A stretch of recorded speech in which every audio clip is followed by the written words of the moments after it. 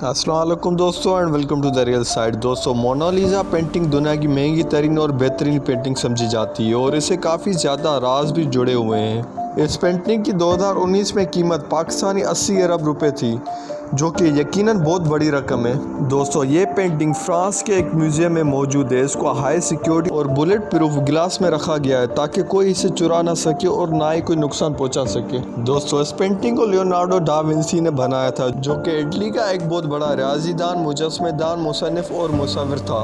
दोस्तों, ये painting Italy के एक मालदार और मशहूर ताजिर की बीवी लीजा गिराडीनी की है और उस ताजिर ने लियोनार्डो को अपनी बीवी की ऐसी पेंटिंग बनाने को कहा था जो कि पहले कभी नहीं बनाई गई।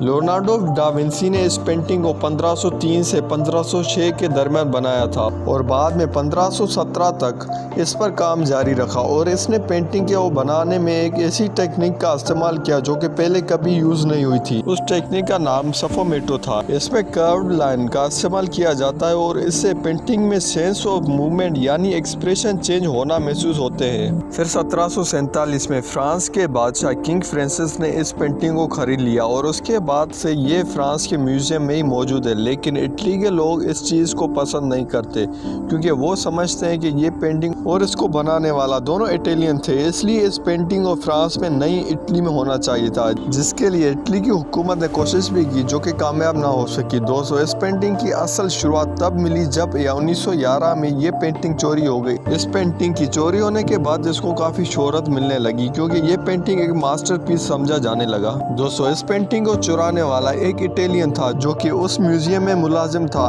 एक दिन वो वापस अपने घर नहीं गया और म्यूजियम में छुपकर बैठ गया और फिर एक कपड़े में इस पेंटिंग को डालकर अपने कोट में छुपाकर अपने घर ले आया। ये पेंटिंग 2.5 साल तक चोरी रही और इसका कोई सुराग नहीं मिल सका। वो शख्स इटली में उस पेंटिंग को बेचना चाहता था ताकि वो पेंटिंग वापसी इटली की हो जाए, लेकिन वो पुलिस से पकड़ा गया और इस पेंटिंग को 1913 में फिर से उसी फ्रांस की म्यूजियम में रख दिया गया। दोस्तों, इस पेंटिंग के इश्क में गिरफ्तार होने वाले काफी वाकयात मशहूर हैं, जिसकी मिसाल एक नेपोलियन बोनापार्ट था। उसने अपने कमरे में इस पेंटिंग को लगा रखा था और वो घंटों तक इस पेंटिंग को देखता रहता था। और इसके अलावा 1852 में एक आर्टिस्ट ने ये कहकर खुदकशी कर ली कि उसे मोनालिसा से बेहद मोहब्बत है और मोनालिसा इस दुनिया में मौजूद नहीं है, तो इसलिए वो भी मरना चाहता है।